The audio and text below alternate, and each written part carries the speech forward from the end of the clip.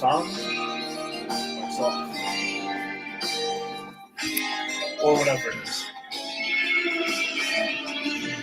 I just want to learn magic because I think that would be awesome Tai Chi to do with flair. Right? Yeah. With that little sling ring and stuff. So, what's up, everybody? Welcome to a brand new episode of Granny's Peach Tea. We are at episode 65. 65! Oh, my Lord. Inching closer to 70. It makes me think that we've been on the air for quite some time. All kidding aside, yeah, this is quite we've been at it. We really have. Like, I was thinking, like, are we into multiple years at this point? Yeah, we are. We're over a year into it now. Yeah, I mean, I keep doing things like, well, I remember when the CW had lots of shows to cover. We'll be saying that in a little while, but who knows? Yeah. But yeah, thank you for joining us on this Sunday evening. Happy Mother's Day if you're listening today on the live show.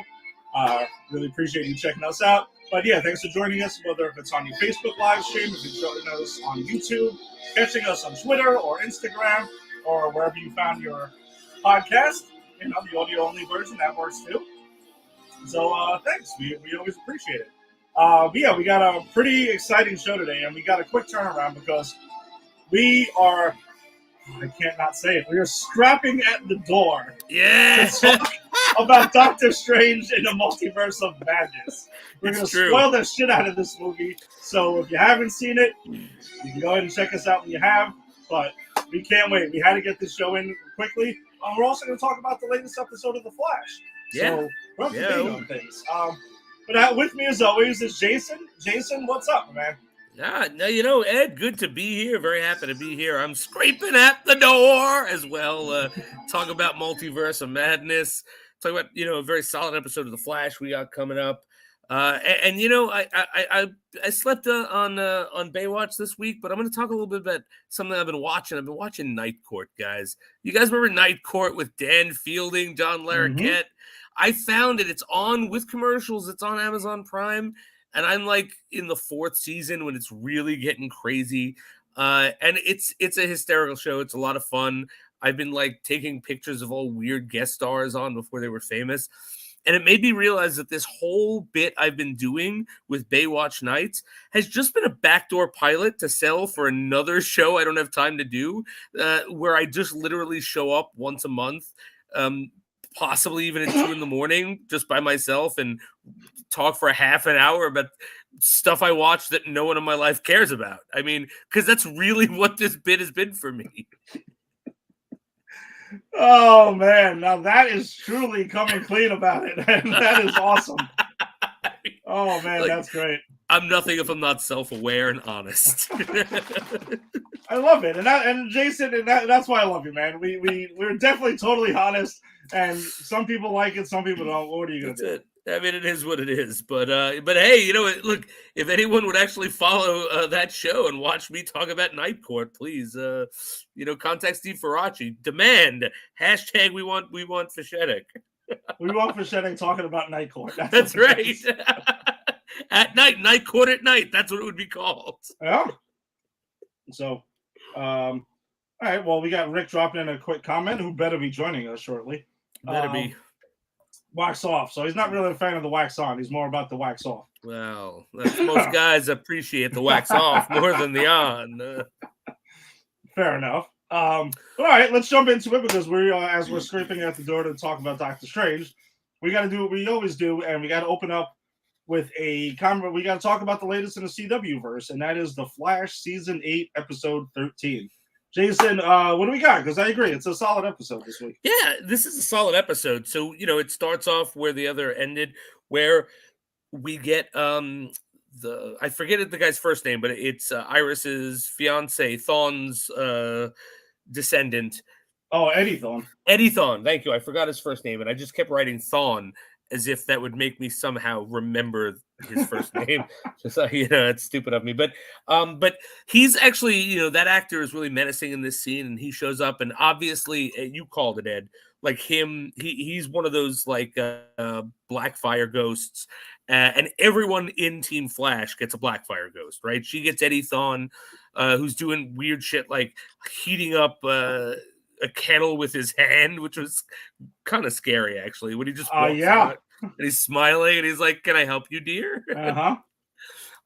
Barry gets his mom, who's like, "That's savage." Like, good on Barry for keeping it together and going, "You're not my mom. You're not my mom." Because the shit she was saying, that was savage, man. That was a lesser man would have been torn down by that. Oh, and you got to figure Barry's been through this shit. He's seen his mom in 1,000 different forms at this point. So he's like, "Yeah, you're not her. That's it. Get lost." That's a good point. It's like, the way I remember my mom is she had 2 earrings in one ear in the other. You have 3 in one the other. Get the fuck out of here. You know what I was thinking too? I'm like, imagine season 1, right? And they're like, "Hey, listen," they go to this actress and they're like, "Listen, you're going to be cast as Barry Allen's mom." And she does her research and she's like, "Well, all right, I'm out of a job after like 2 scenes, maybe."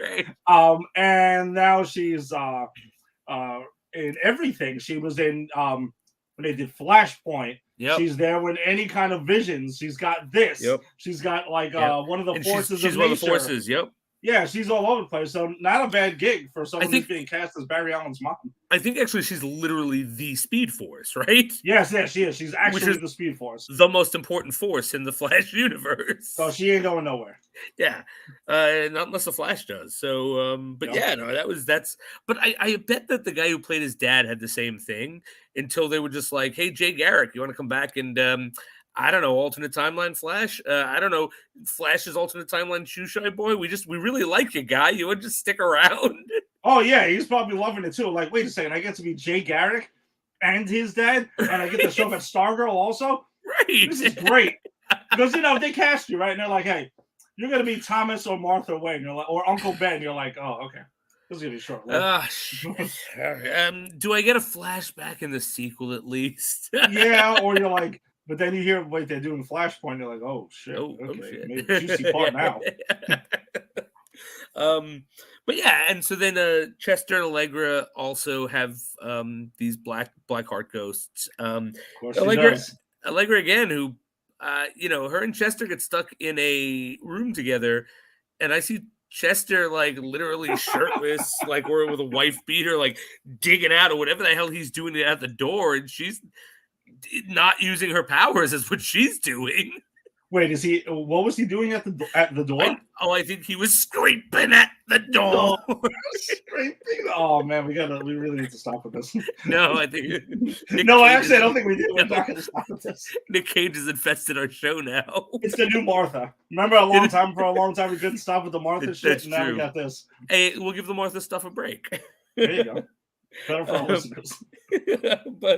But yeah, so everyone is like haunted by their own spirit ghosts, except for grief ghosts rather, except for Killer Frost, who this was a WTF moment, and maybe I just read too much into it. But she calls like the bartender guy who was her boy, it was Frost's girlfriend, and like for a while was kind of dressing like Kraven the Hunter, unless I'm misremembering that. No, he definitely did, and then this doesn't.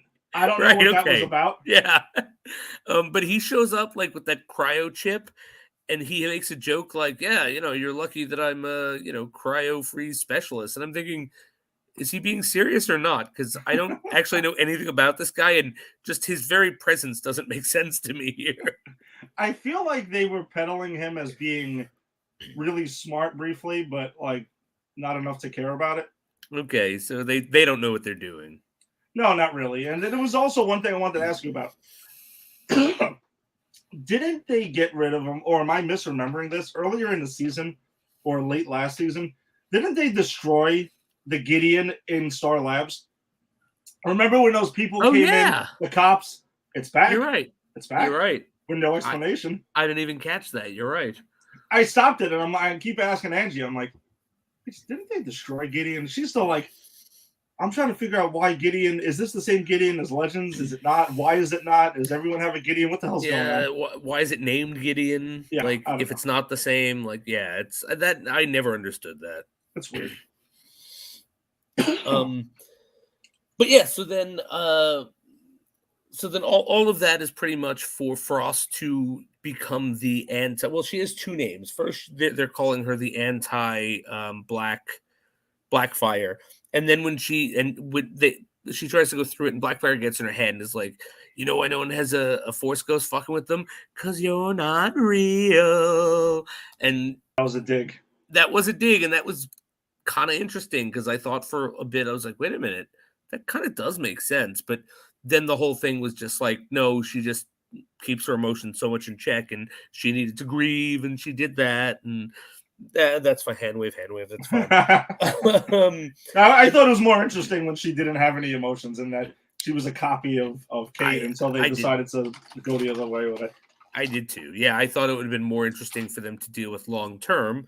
But it doesn't matter what they plan to do long term at this second in the episode, because she becomes Hellfrost. Ooh, and she fights Ronnie and she kicks the shit out of him.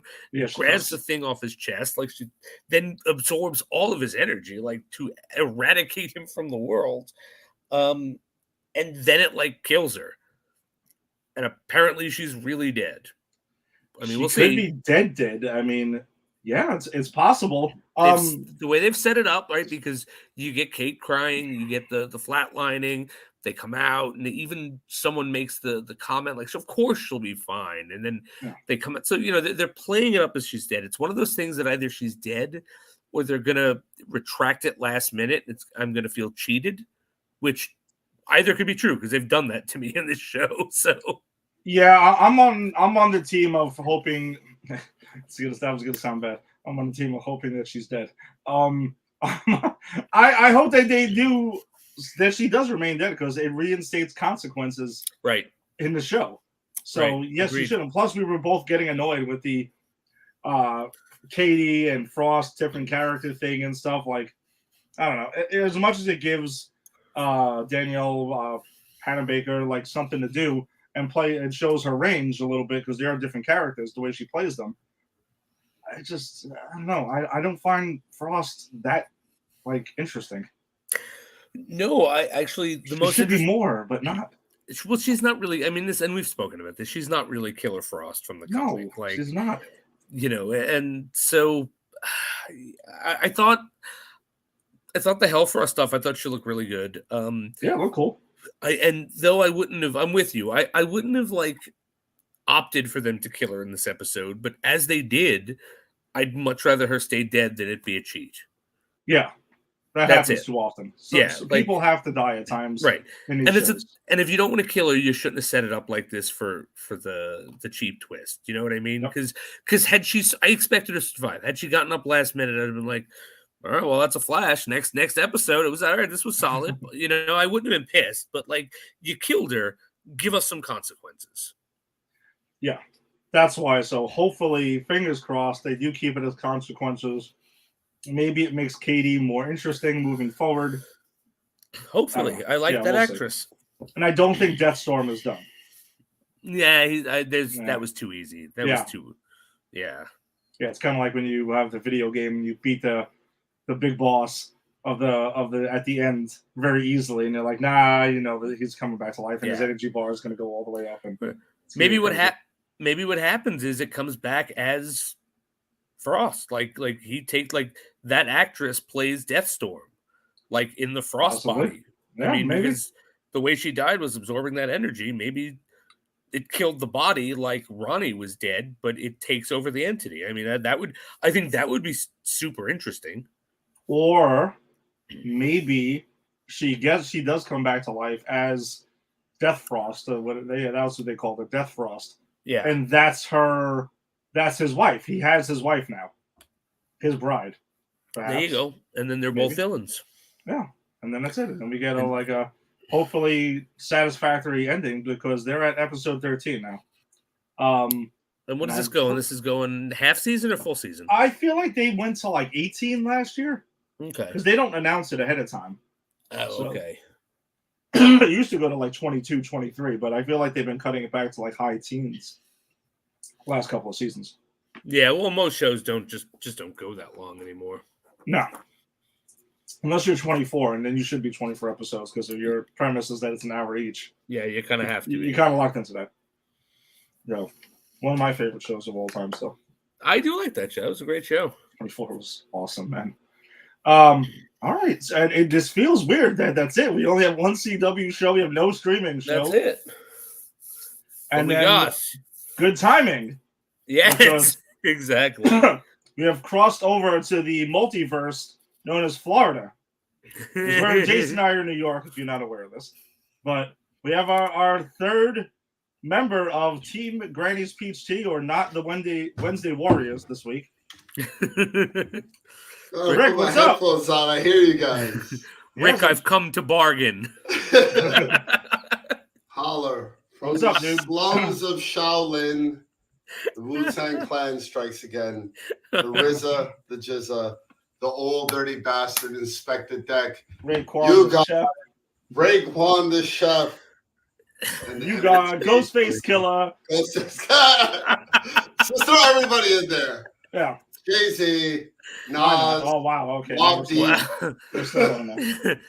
Now this is becoming a cornucopia of our favorite rap artists here.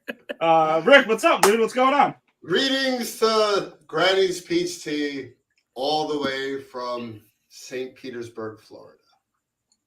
Well, welcome aboard. Sorry to be so official. I love you guys. I feel like it's wow. Okay, Mother's Day is getting him all like in the feels. It's got me all in the feels.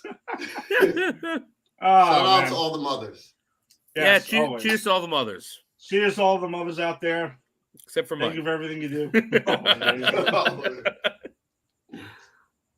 But all right, well let's get into this, man. Because I saw this movie again earlier today. I had to see it on IMAX because you guys know I kind of got to see it. Jason, I also want to ask you because I have not seen it in 3D. So we can start off with that kind of thing. Rick, how did you actually? What format did you see them? Regular old movie theater. Okay, so me and you saw it originally in regular old movie theater. Jason got to see it in 3D. You missed nothing. The 3D really? Was yeah, really. It was like, it wasn't anything spectacular. I nothing like literally as I'm thinking about it, nothing's jumping out at me that pun intended. But from my memory that like you saw certain things, there were certain things like that kind of like come at you, but when you were there, at one point when you're in the theater, it actually looked kind of cool when you had people sitting like in front of each other and you could see like the back of the heads look different. So, but it was nothing worth the extra money, is to be honest. Okay, not my all right. But I also don't like 3D to begin with. So how about the IMAX head? Was it worth the IMAX? Because I'm ready for a rewatch. No, I know. We talk. Well, actually, we'll get into our brief discussion because I just thought that was hilarious. Which we have to talk about here. Wow. Okay. This is actually happening. Let's bring him in before we keep going. Then we have the mask critic. He looks like he's wearing a Kane mask. You know him from A to Z, from our show, from Just Too Sweet show, everything. Tim Tabala. There he is. Tim, is that Kane or Spider-Man or? How did you recognize me? I'm just throwing it. I'm just throwing it out there. I could be wrong. Maybe I don't know this Tim guy. I never heard of him before. He sounds like a dick. Oh my god! What mask is that? That's Kane. Oh, okay. It's one of the newer Canes. That's why I don't recognize it. Okay, that's what it is. That's a good Kane, I've come to bargain. Exactly. I don't know if it was either that or if it was like with the blue and red. Maybe you were like Spider-Man, Lucha Libre. I don't know what was going on here. Actually, Tim, what format did you see Doctor Strange in the Multiverse of Madness? I saw it on 3D and regular. Okay, so Jason was just telling us wasn't really a huge fan of the 3D aspect of it.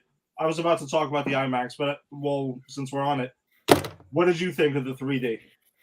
It was fine. It wasn't overwhelming. It wasn't. Did it make much of a difference? No, it was cool though. Okay.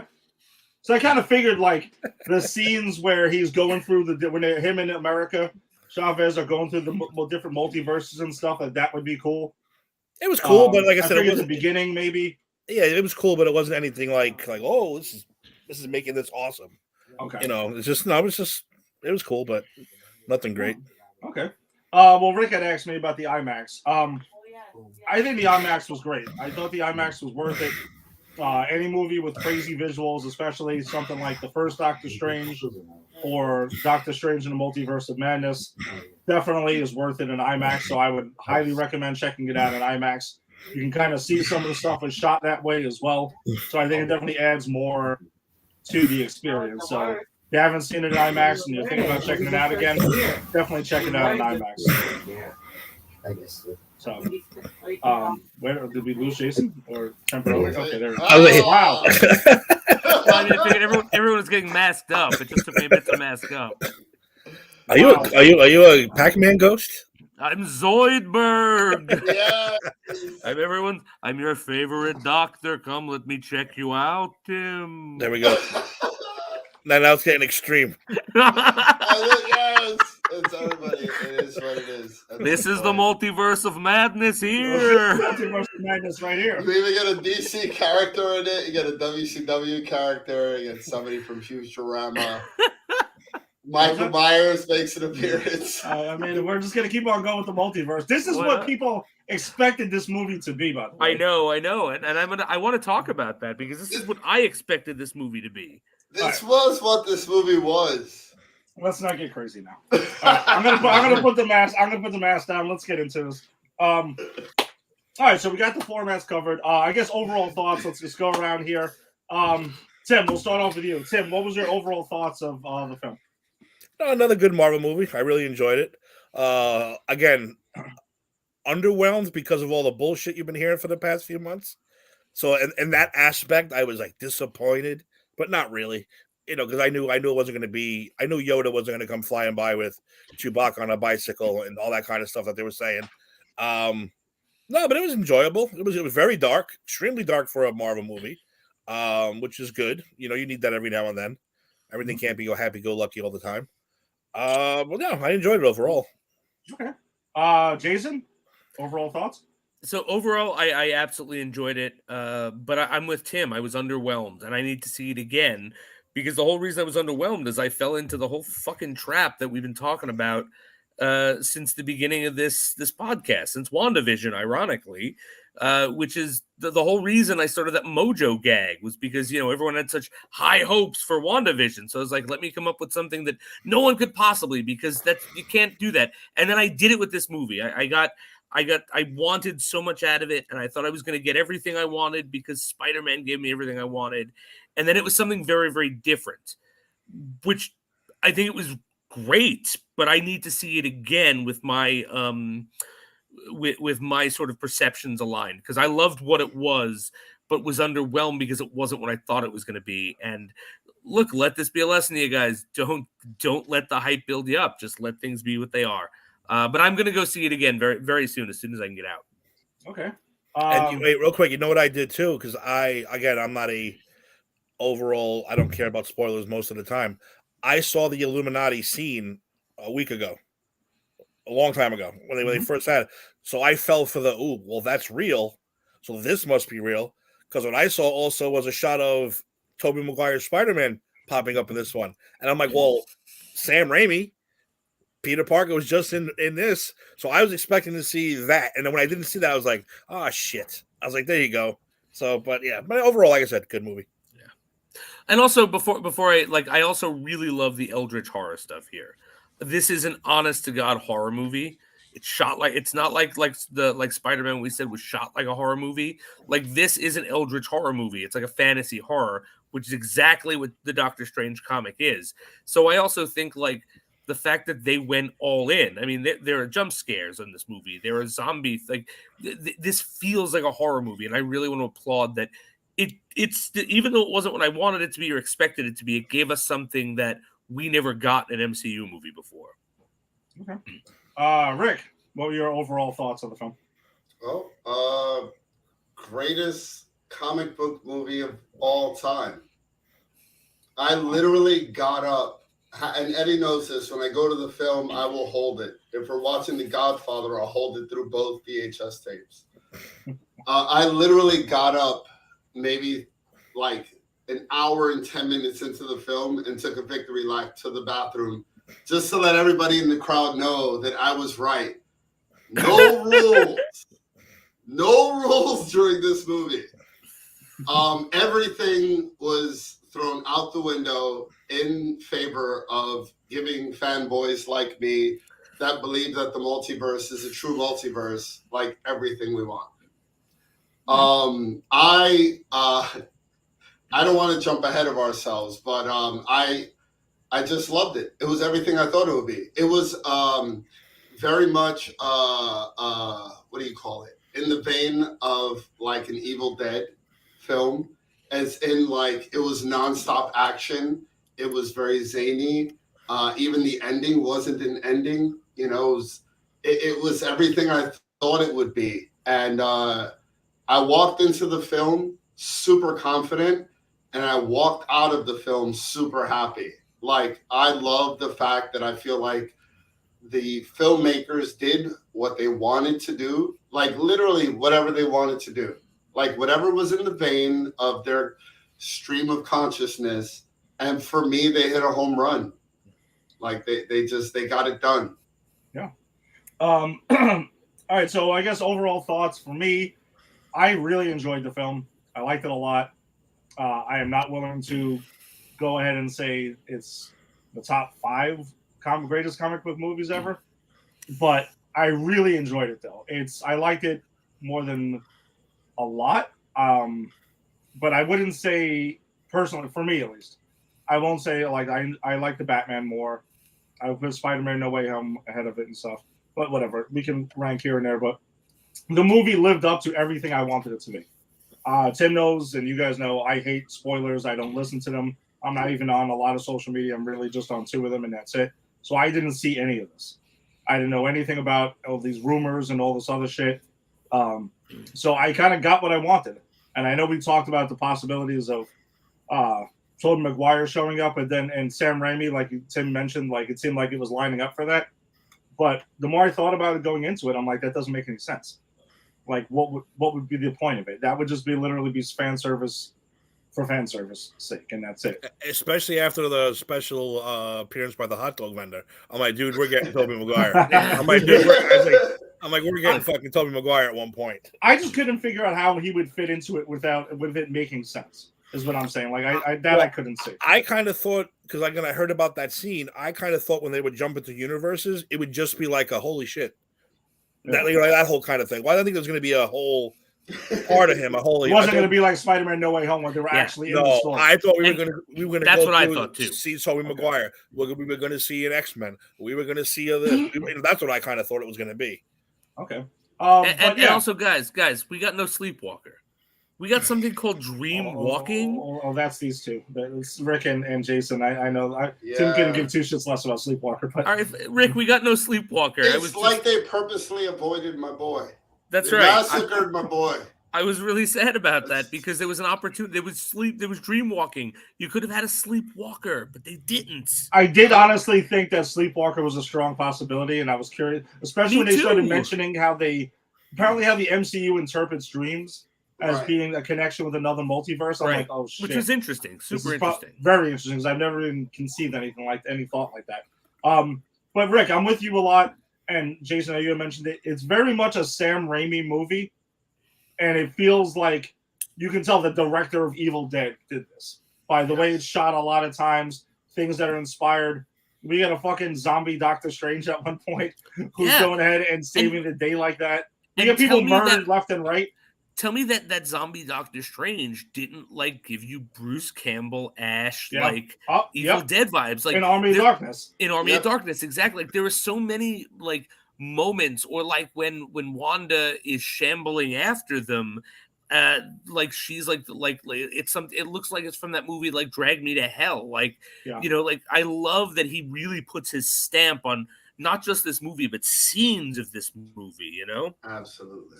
Agreed. So that's what it is, and it's the MCU's first horror movie. So I got a lot of it. I love Sam Raimi as the director, so I was happy that we got that and he got to do his movie. It's set in the MCU. It's the MCU's first horror movie, and I guess it met my expectations because I didn't go too crazy with them. And they were high, but I feel like it met it. It met everything I wanted it to be, and we got some wild cameos in here, which they weren't hiding the Captain Carter one. Like that wasn't hidden because they showed it in a trailer. they showed the trailer, then it's fair game. The big surprise here, and Yeah. the spoilers are down there, guys. The big surprise here is fucking Reed Richards in the Baxter building with I forget the actor's name, but the guy John Krasinski with John Krasinski, and this brings my question up. Do you think John Krasinski is going to be our Earth Prime Reed Richards? Thank you for queuing that up, because I guess we are going to start by talking about the Illuminati. So let's start with that. I figured because that's the elephant in the room. We're all scraping at the door to talk about it. So let's just do it. He punks a star-shaped door into the next. No. So the Illuminati that we get in this movie, where Doctor Strange is brought to them, to face it, because they feel like all Doctor Stranges are the most dangerous thing in the universe. So we get the Illuminati. If you're in the comics, you know who they are. But in this version in the film, we get where it is John Krasinski as Reed Richards. We get the original Monica Rambeau as Captain Marvel, because in the comics she was actually the first female Captain Marvel. So we get that set in this universe. We get Patrick Stewart back as Professor X, but me and Rick were talking about this too. So it pretty much is implied in some ways that this is the Professor X from the 97 X-Men series. Oh, 100%. Get the musical cue. Yeah. Right. So the chair, the theme music. The way he does the thing now, very different. And then we also get Captain Carter, and we get Haley Atwell back as Captain Carter. She gets to do live action. God bless her. Yeah, we're never gonna be upset when she's back. No. Super nice in person, by the way. And I got to see her from one of my pops. Awesome. Yeah. And I actually I meant to look this up, but I kind of skipped my mind. Who was playing Black Bolt? I thought it was the guy from the TV show. And yeah, told me it wasn't. No, it's not. It wasn't? It's not. No, not at all. They don't look anything alike. I never saw the TV show. I just assumed. Yeah, no. And it is. It is the same guy, isn't it? It is the same guy. Anson Mount. It's the same guy. I'm gonna have to look he's Captain Pike on the new Star Trek show. Yeah, that's what I thought. Right. It is. Sorry, I'm gonna look it up right now quickly. I'm sorry, because I do not think it looked anything like it. Anson Mount is his name. Because I remember when his face came on screen, I was like, "Oh my god, they just validated that terrible series." I was like, "Can we at least get Agent Coulson out here?" And just... All right, so I will stand corrected. That is him. All right, but they don't look anything alike, though. So you can say this is not the same universe as Black Bolt that's here. All right. No, this is the universe. This is the universe where Charles Xavier was a cartoon in 1997. Yes, right. So it's all bets are off. Yeah. So that's pretty much the Illuminati that we get. But John Krasinski as Reed Richards, like Jason had mentioned, is the one we got to start with. And you had mentioned, so I guess I'm going to say yes, he is going to be our Reed Richards soon, and in the MCU in 616, because they do give them numbers. They do officially say this is 616, the MCU that we've been following. And because in some of them, it seems like in some universes, Benedict Cumberbatch can play Doctor Strange in every universe. But then we see in other universes, Tobey Maguire, Andrew Garfield, and Tom Holland are Spider-Man. So I guess it's inconsistent with whether they all need to look the same or not. And it's also very doubtful that we're going to get Patrick Stewart as the 616 Professor X. Too old. Yeah, I mean, I think too old, because if they're going to if they want to start the X-Men franchise in the MCU, which is going to have to be a phase, they're rolling the dice if he's going to be able to fulfill his contract there. You know what I mean? Yeah, so I honestly think that they can play it however they want. That's my personal opinion. They can play it however they want. They can switch what it is. But I think John Krasinski, getting him to play Reed Richards just to, spoiler alert, what happens to Illuminati, Wanda Maximoff murders them pretty gruesomely, slaughters them in one scene. I don't think they're going to bring him in just for that. I mean, I would hope not, but you don't. I mean, you don't know. No, we don't know for sure. Yeah, but I would like to see him as our Reed Richards. I think he fucking wrecked it in this. Yeah. Rick, what do you think? He looked really good in the uniform. Yes, he did. He looked really, really good in costume. He was leading presence when it was his time to talk. He was ready to jump into action. I thought he was awesome. And I'm not one of these like guys that's like beating the drum for him to play Reed Richards. However, after having seen him as Reed Richards, I'm good with him starring in the film that's scheduled. He looked good. He looked good. He sounded good. It was super necessary, all of it. I mean, Tim, do I need to ask? Do you even ask? Are you on board with this? Dude, that was my favorite part of the whole movie, to be honest with you. And again, I TikTok is the one that spoiled it for me because they don't give you a click option. It just starts playing. Mm. So boom, I'm in the middle of the Illuminati scene. I'm going, shit, I might as well just watch the whole goddamn scene now. And when he popped in, I was like, yes, god damn it, yes, I was so happy because again, and they're giving us fan service that everyone wanted him and Emily Blunt. Mm-hmm. Emily Blunt, of course, we don't know yet. According to her, she does not want to do it, but that could all be bullshit. Because, but yeah, I think those two would be absolutely fantastic as Mr. Not no pun intended, as Sue and Reed. So yeah, I was super excited about him, and yeah, you say he looked like him, he talked like him, he acted like him. I loved it. I loved every second. He was my favorite of the now dead Illuminati from that universe. from that universe. Yeah, I think they can go any way, but I'm gonna actually go with it because I will give credit to where it's due. I was watching John Campio's show the other day, and him and Robert Meyer Burnett have thrown it out there, and I kind of think it seems to make a lot of sense. Their idea was that because John Watts had recently stepped back from directing Fantastic Four film, and it seemed like him and Marvel were on the same page where they're like, hey, we really want to work together. We look forward to it. Everyone's happy. Everyone's good.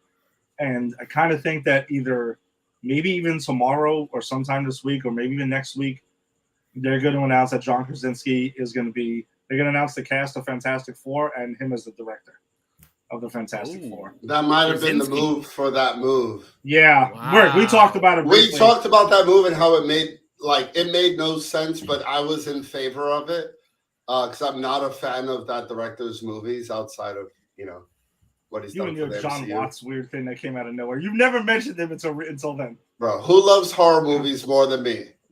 And if I'm saying if Clown is trash, Clown is trash. There's a lot of trash. We all four of us. I'll go through that guy's IMDb and tear it to shreds. However, no offense though, because I know he listens to Granny Speech Tea, and I don't want him to get on the message boards because we don't want to. I don't want that kind of smoke. We don't want to piss off our famous listeners because we have a lot of them. There's a lot of celebrity listeners to the show. Right. So this is just a little bit of light ribbing. Don't take it personally. I also think that we're not going to get the Reed Richards with the kids like in this universe. He mentioned he had kids, and we're not getting that one. We're getting young, well, not young, but we're getting I think we're still getting. I don't want to have to hold that whole core shit bullshit they had in the Fox movies. Just be married. Just be happy. Yeah, they should already have gotten their powers. I don't want to see that again. You don't need to see it. Their origin story is it's not even a good origin story. Well, Rick, we were talking about it though. We were kind of thinking that maybe the MCU does what they did with Hulk and Spider-Man, and they kind of just flash over the origin story and kind of just pick up, either flash through the credits or they just assume you know it by now, and they kind of pick up there. Right. Use Ant-Man and Wasp and pull them back from the 60s. Which, by the way, I wanted to mention, though, there's an interesting line in this movie. And I know it was meant as a joke, but Doctor Strange sees him about Reed Richards. It's in you guys' chart in the 60s. I know it was a gag there, but it kind of leads into what we've been thinking about. That's true. That's in the quantum realm. That's what I think is going to happen. I think they're going to refer to them as the spaceship that disappeared, Planet of the Apes style. Ship that disappeared, never saw them again, assumed they were dead. Somehow they were in the quantum realm all this time. And when they come back, they're the exact same, and they have their powers and everything already. That's what I think too. And that's what I want to see. I don't want to see the whole origin bullshit again. Same. No one likes each other. They're all fighting all the time. All right, get over it. You're a family. You're happy. Kick some ass now. Yep. Jason, you had some. No, I'm the same on that. Like when we get the Fantastic Four, I don't want I don't want to see them in the ship. I don't want to see fucking old man Reed Richards hitting on 15-year-old Sue Richards. I've seen enough of that in this show. I'm going to see even more of it when we get into the other weird fucking Fantastic Four movies. I want to see them just, pull them from the quantum zone. Bam, they're the Fantastic Four. Bam, they've got rapport. Bam, just make way and give me a Doctor Doom movie. That's really all you just want to get to Doctor Doom. And you set me up for it, and you knew with every word I was speaking, that's exactly where I was going. You could have just been like, listen, announce movie, bam, let's just get Doctor Doom and just get me there as fast as you can. I don't even need a Fantastic Four movie, guys. Just give me a Doctor Doom movie. Sony would do it at one point. Sony would have done a Doctor Doom movie 5 years ago. I don't want that. Fox had a writer ready for it, ready to go. Yeah. So I want none of that. Out. MCU Doom or bust. Liam Neeson as Doctor Doom.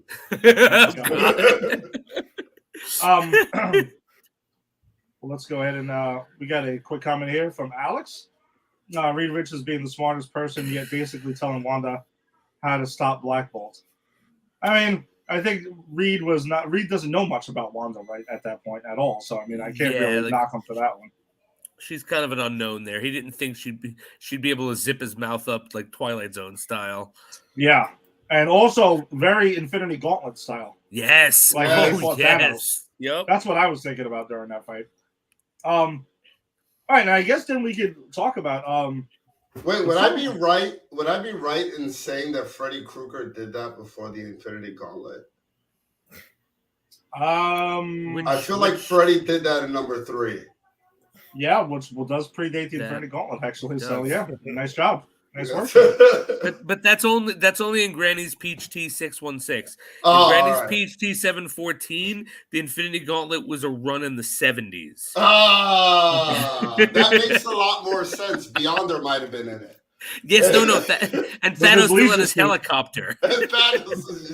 See, now speaking of that, we should do a multiverse week where we all switch shows and just ramble on about shit that we don't know, because you guys don't really watch wrestling anymore. But it'd be great to see you on there just talking. If you threw me into a Just Too Sweet show, I'd be completely fucking lost. Look, I talk about the honky tonk man. Exactly, though. That's what makes it great. You do an hour of Boss Man. You throw in some honky tonk and you're good. That's an hour right there. But all right, let's just go ahead and get on with the Illuminati, though. So we talked about Reed Richards. Next, we can talk about Black Bolt because, you had mentioned he suffers a really fucked up death where Wanda zips his mouth shut. Yeah. He's like speaks and pretty much like blows his own brain out the side of his head. But the way they get away with a lot of this is just there's no blood. There's hardly any blood seen coming out of the people. You see the blood on Wanda, but you don't really see it. So very clever ways to get around it. And that wasn't even blood on Wanda. Yeah, it was like. No, she had some blood, but motor oil or something. She wasn't killing people when she got that stuff like thrown. Yeah, she was killing the Ultron bots, right? And stuff, which raises a whole other question, by the way. That we'll get to in a minute. We never got our Tom Cruise appearance.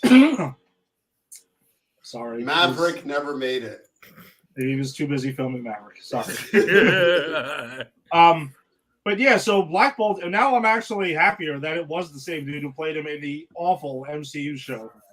Inhumans, because that show was terrible. He doesn't wear that costume at all, by the way. This is a much more comics accurate costume. Yeah, I actually recognized him in this costume. I wouldn't have recognized him otherwise, because I didn't know who played him because I never saw that show. I only know because I said I just watched the the new Star Trek, and his name popped up, and I was like, why do I know that name?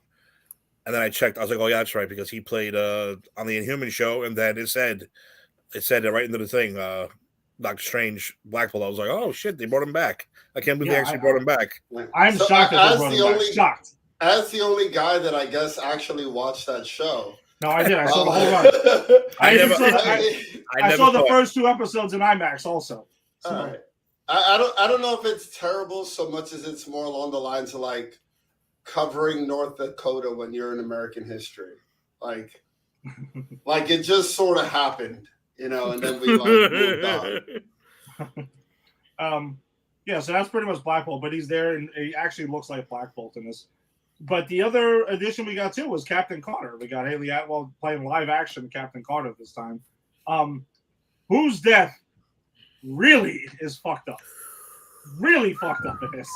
As much as it's like she's fighting, she's doing all this shit, and then she goes to the Steve Rogers line, if I can do this all day, and then about 10 seconds later, Darth Maul. She gets fucking Darth Maul. Wow. Cut in fucking half.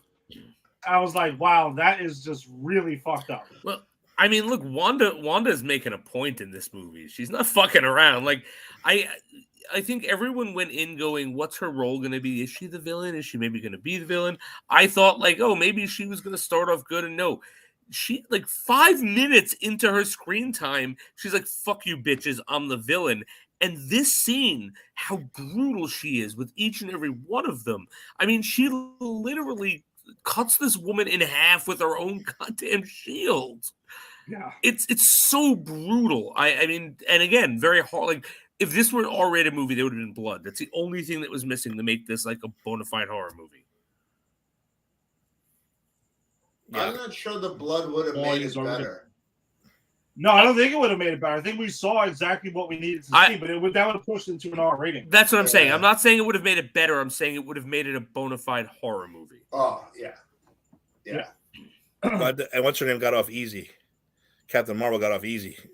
Yeah, she just got crushed by a bunch of, like, her armor stripped off. Yeah. The rest of them were like, holy shit, I can't believe I just saw that. Yeah, because they could have left Captain Carter, like, squirming around on the floor while we see her until she's done. Like, if it were the boys, that definitely was what would have happened.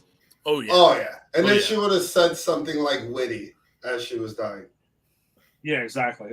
We also got another comment dropping in here, too, from Jackalato4. Thanks for checking us out tonight. Black Bolt was the most brutal, in my opinion. Dude, they're all brutal. Yeah. That's Jax, by the way. Is it Jax? Hey. That's Jax. Hey, what's up, Jax? Yeah. Hey. Jax, you got a great point there, though. Black Bolt was pretty... It was fast, the way he got murdered, but, like, it was brutal. They were all brutal. It was brutal. Also, when you see his skull move, like, yeah, that was so creepy. It was shot really well. Yeah, it was shot really, really well. And then you got to take the stretchy guy and you put him through like a spaghetti thing. Right. It was like, oh my god! It was absolutely horrific. Also, very, very Infinity Gauntlet, right? Isn't that how Reed Richards gets it? Infinity Gauntlet. Yeah, that is. Smart, yeah. And also, when you get Professor X, goes ahead and snaps his fucking neck. Oh yeah, just literally. That's it. As he goes into like her mind and is like trying to be like, "Oh, Professor X, I'm gonna go in there and I'm gonna save you. I'm gonna find out what's going on here." And then it looks like it's pretty much Sokovia briefly, that like she's under the rubble and trying to get saved, and pretty much lures him in and snaps his fucking neck, and then you just see him fall on the fucking chair. Horrible.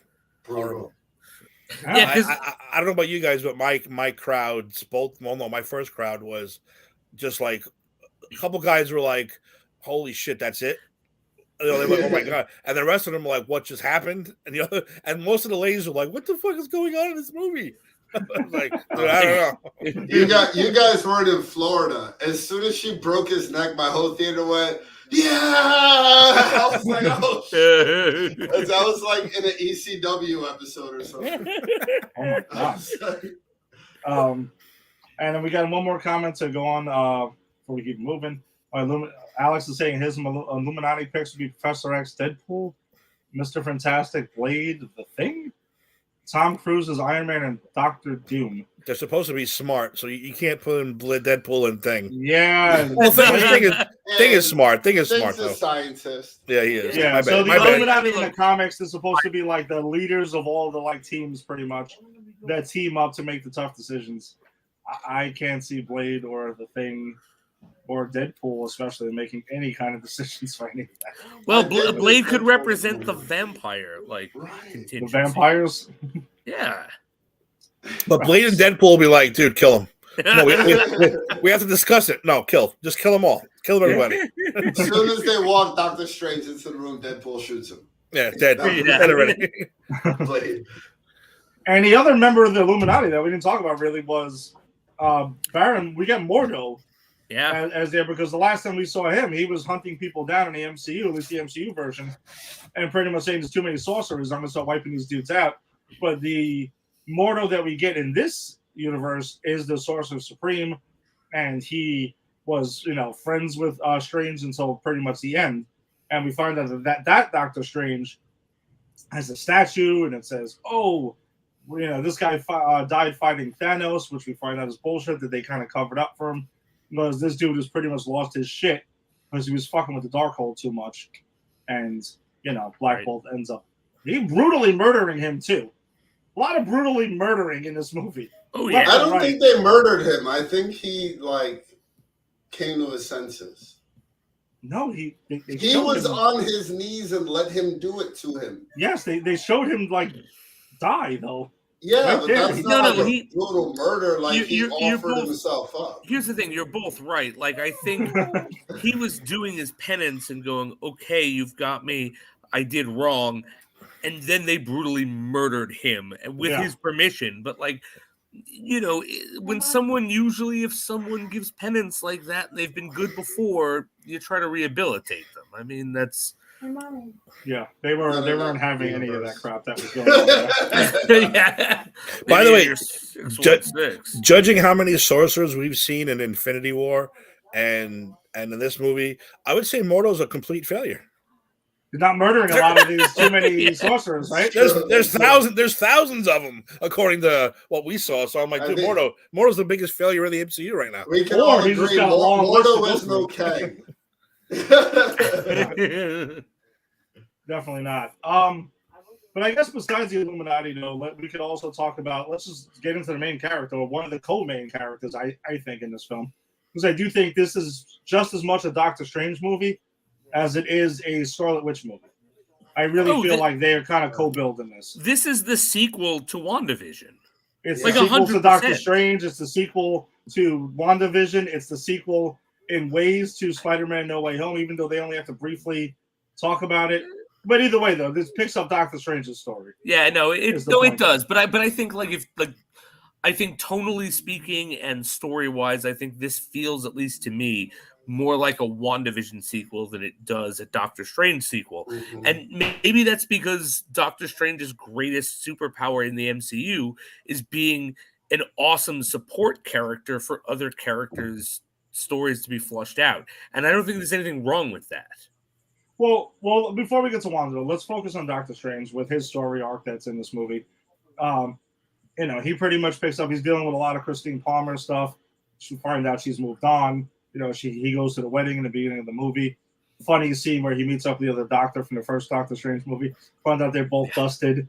He unfortunately lost his cats. And there's this whole conversation. Yeah. What I thought was really interesting about that conversation, though, was the thing where he asked him, was that the only way? Does this have to happen? Because you have to assume other people, normal people in the MCU, were probably wondering this. And this is the only person that gets to ask Doctor Strange straight up, did you have to do it like this? And we all know he went through infinite numbers of fucking realities, and it was only one outcome, and it's had to happen. So I thought that was a powerful moment there, honestly. It was a good moment. Very good moment. It made a lot of sense, too, because like you said, as the audience, we're the only ones who know what he saw. Mm-hmm. Yeah. And we're the only ones who knew. So there can be a lot of people out there who are like, oh, that's awesome. That's Doctor Strange. Other people are like, fuck that dude. They could have, I still lost my family, and maybe in the essential attack or whatever. Fuck that guy. He made the wrong decision. I still lost everything. And so it makes sense. Good scene. Yeah, really good scene. And it starts comedic, but then it ends pretty serious. And Strange's reaction, I thought, was pretty heavy too, because you could tell he's thinking about fuck. Yeah, something. This was the only, and it kind of, to me, it looked like he was going back to the whole Thanos and making the decision. And then that guy bitch slapped him with the. At least you didn't get the girl. You still didn't get the girl. Kind of like a bitch slap. Whew. Yeah. He said something to Christine like that, and it made me think of the guy like you're saying it now. How long have you had that in the chamber? Yeah. How long were you waiting for that? Because she also gets a dig at Strange also later on that she admits she's been holding on to for a long time. You can feel like he was as well. But yeah, his relationship with Christine Palmer drives a lot of his story as he goes to different multiverses and finds out how they ended up in each one, and it's different. And the main one that's focused on is when she works at a Baxter Institution. And the second she said Baxter Institution, I'm like, Oh for yeah. getting Reed Richards. Oh yeah, and it's funny because Ed, we bought the tickets together. You bought the tickets, but you couldn't make to the showing. So I had invited Walter and his wife, who has Walter been on the show before, and I was telling him in class just that day, like we were talking about like if we thought we were going to get like a Reed Richards or something, like because we knew like obviously there was no secret about the Illuminati, and I had said, look. If we hear, I said, literally said something like, if we hear the Baxter Building, we know we're getting, we know we're getting it. And the second they get the Baxter Building, him and I, who were not sitting next to each other, just went like, we gave each other like a nod, like because you knew what was coming once they said it. Yeah, I saw it at the 3:20. Ironically, there's a long story behind it, but I ended up seeing it like earlier, and it was me and two other people, and there's like 3:25 showing. And the second she said Baxter Institution, I threw my arms up. Yeah. But yeah, that's a lot of the driving force, and I think that's a lot of the heart of this film. We talked about Doctor Strange the other day, and I think in this film, she is the heart of the film, driving it too, like driving his inspiration and his motivations throughout the film. And by the end of it, he fixes up the watch and everything. He realizes that, no matter what, it's not going to happen. Like, it just doesn't matter, like, I mean, not that it doesn't matter. She's moved on, and it's going to be what it is, essentially. And the Doctor Strange that we saw in What If, turns out the Supreme Strange is not in this film. It's actually, what do they refer to him as? Savage Strange or something like that. The guy that we see in the trailer with the eye in his head, with the dark OT and everything. So this Doctor Strange is kind of realizing is the good guy version. And we'll get into where he ends up past that. But yeah, anyone got any other thoughts on Doctor Strange's story arc in this film? I think actually the most interesting part about, now that you were talking about it, it made me realize it, about having Strange as the hero and Wanda as the villain, is the story arcs are very similar. They're just, they both suffered terrible like losses that break people because of choices they all made to fight Thanos. And neither are dealing with it pretty well. And Strange is just dealing with it a little bit better. And so I think, like, when you look at it like that, I think that's actually kind of beautiful to watch the villain and the hero go through the same kind of thing, just in different kind of ways, because he lost his love. He went away. He lost his love. He lost his Sorcerer Supreme title. He's still not the fucking Sorcerer Supreme, Dude, I thought by the end of this movie it was going to happen, which is why in our WhatsApp chat I said what I said. Yeah. It's still not the case. So, like, he lost so much being gone, and she lost so much. Like, she wasn't gone, right? Like, she didn't. I forget. Was she dusted? No, she was dusted, but she does mention in the film she blew a hole through the person she loves head. That's it. So it's not even being dusted for her. It's like she blew a hole through the person she loves head, and it didn't even matter. She makes it a point of saying that, So they both had to make sacrifices that didn't matter. And I think, the question that guy brings up, like, did you make the right call? I think that's the question of the movie. Did we make the right call? Yes. Did it matter?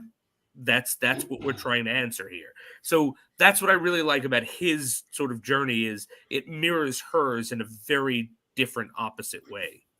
Yeah, that's well said. Yeah, it all, just to piggyback on what Jason was saying, I feel like the entirety of both of their stories, Wanda's and Doctor Strange's, is all about one of my favorite like sports analysts always talks about, like, when you're driving a car and you have your windshield, right? And how big the view is on your windshield, right? Now, how small is your rear view mirror? It's only that big. And that's what the past is when you look at the past, the view of it has got to be that big, not this big. And I feel a lot of that is what Vision was telling Wanda in the last episodes of WandaVision. And I think it was the same thing that reverberated in this. It's like the past is the past. Like, love is love, but like, you got to keep going on. And I feel like in this film, that was a big part of it. Wanda didn't end up with her kids. He didn't end up with who he wanted. However, We have to move on. And I feel like Vision was saying that in other ways, and I feel like this gave us a real visual, like meaning of what he was trying to say. Like love is love, but you got to move on. Yeah, pretty much. Tim, anything on Doctor Strange? He's a dick. I mean, but I'm not saying that in a bad way either. But he really is a dick. I mean, really break him down. That's why I thought it was interesting that in every universe he was the most dangerous person. As far as this Illuminati said, you're the most dangerous person that we have to deal with all the time. That's why we're rounding you up and taking care of all of you. But no, it's in a good way. But yeah, I think he suffered. I think he suffered more than Wanda did. We'll get to Wanda in a second, but no, I mean, I dig him. But I said, I think I never thought I'd be liking a Doctor Strange character as much as I do. But he's the dick. He's our dick. He's the MCU's dick. Exactly. It's different when he's on your team. Then it's different. Yeah, it's different. Yeah. You can take that like that dick.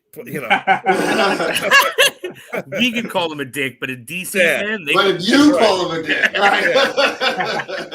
then we're fighting. Exactly. All right, and then I guess we move on to the co-star, right? Because we'll save the post-credit stuff for last. Wanda Maximoff, like we've all mentioned, this movie serves as a continuation and sequel to WandaVision as well. I mean, I even liked what Danny Elfman doing his thing of mixing in the WandaVision theme when she's even mentioned. I thought that was really cool and kind of like weaves it in and out. Her sons are back in this. But yeah, I thought it was a really bold choice to make an Avenger a real villain this time. Not like Civil War where it's like, oh, you could pick Cap, you could pick Tony Stark. It depends on what you think. No. Yeah. She's fucking slaughtering people left and right. She kills, her body count is like higher than Jason Voorhees and fucking Michael Myers combined. She is a demon in this Eldritch horror movie. She is the Eldritch horror. I mean, it's like you're right. Like they go all in. I really respect that because I think the worst any of us thought was, well, maybe she'll be tempted by the real villain to get her kids back. But it's like, nah, bitch, sit down. She is the real villain. Oh, it's funny because we thought she was going to be tempted by Mephisto. Mephistopheles. Time to give that up. Let's all give that up. I think we're giving that up. We also watched a lot of Mephisto for 2 weeks, so we've had enough. Do we all know that Mephisto doesn't exist just because of China? What? Oh.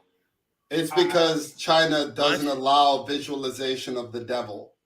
And Disney makes a lot of money in China. That's literally the only reason Mephisto doesn't exist in the MCU. I'm not going to go that far because they also had requested that the MCU remove a lot of shit from their movies. And they did? And they have not because their releases in China had those things removed. They didn't remove anything from this movie. China. You've put it to rest, Mr. President. But this, Wanda Maximoff she goes full villain in it, and at the end of it, I was actually Tim. I thought of you earlier when Angie was asking me like, "What do you think happened with Wanda at the end of this?" And I'm she ain't dead. And we didn't see a body. Oh, it drifted off. Well, look, and even if we did see a body, she's not Uncle Ben. She's not one of Batman's parents. She's not fully dead. That's it. I mean, even Wong rolled off the hill. You think he ain't dead? He's no. Nobody dies. It's the MCU. Killmonger's coming back. I wish. Black Panther 2. Killmonger versus the Fantastic Four. Actually, I'm sorry, Rick, but the actor has passed. The MCU has yet to master death. Give it time. Disney will, but it hasn't yet. I guess Rick, when Star Wars figures it out, then the MCU will figure it out after. That's right. Rick, what are your thoughts on Scarlet Witch in this movie? She finally, I feel like, you guys got to understand, I have a very special relationship with the Scarlet Witch. It Met her. I got to meet on the last film that I worked on. Boyd Holbrook was in it, and he was dating Lizzie Olsen, and she came to the set and hung out with us for a couple of days. So Are you I'm kidding actually me? not at all. Be serious. Yes, I did a movie in West Virginia that Elizabeth Olsen came to hang out because Boyd Holbrook was starring in the film. Is she cool in real life? Amazing. Of all the That movies makes me I've so ever happy. worked on, he was by far the coolest person.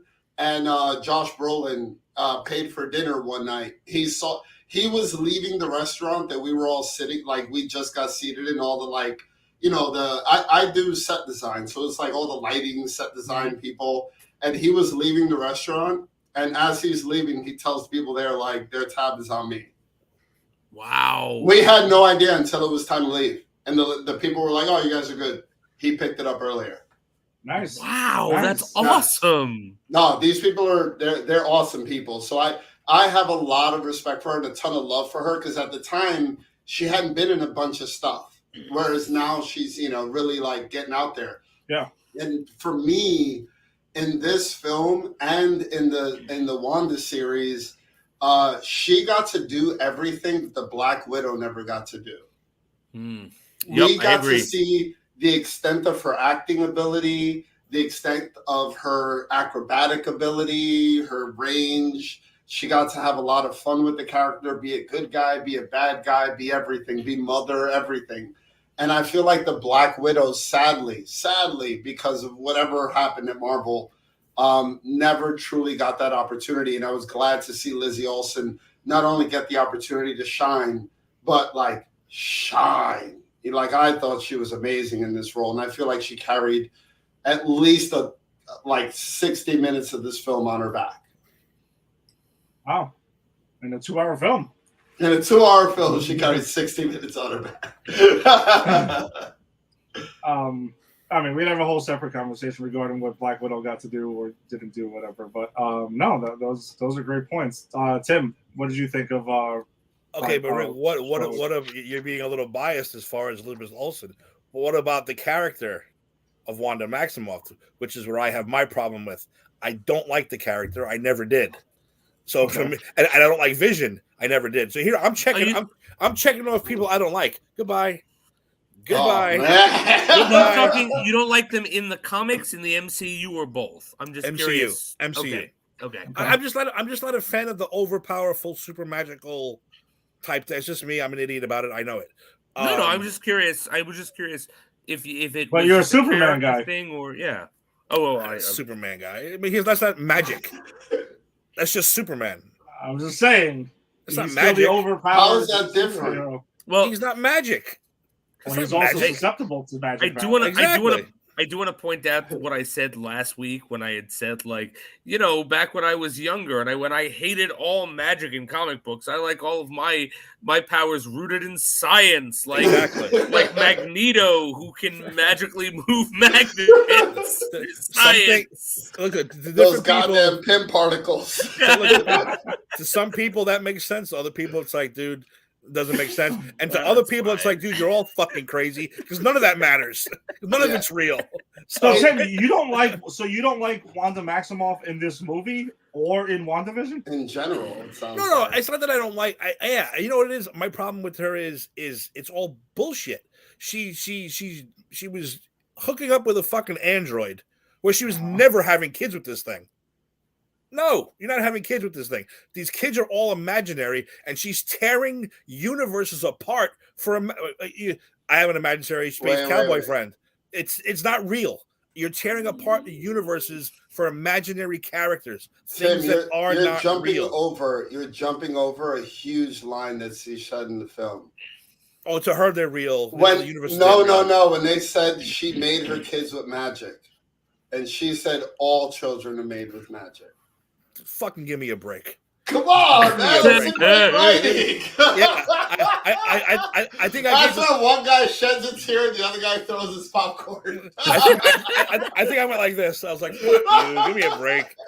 Yeah, I'm not a big fan of her of her reasoning behind all this shit, because it's really illogical. Like, they're like, dude, how many people told her your kids don't exist? So, well, they do in other universes. How do they exist in other universes then?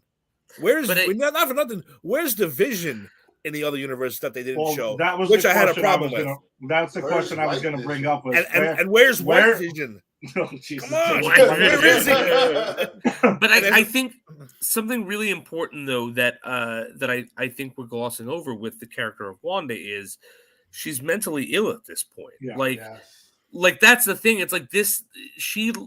Whether you say yes, you were fucking a machine or not, like it was real to her. Vision was a real person to her, and as she said, she was forced to put a fucking bullet essentially through his head but she didn't kill him because Thanos brought him back.